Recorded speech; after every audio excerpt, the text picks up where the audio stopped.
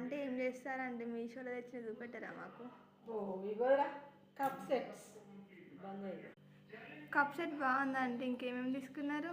ఇదొకటి, ఇక గాజుల సెట్ ఒకటి, గాజు గ్లాస్ ఉంది, ఇక స్పూన్ల సెట్ ఇదొకటి, ఇక డబ్బాల సెట్ 1 2 3 4, ఒకటి పళ్ళాల స్టాండ్.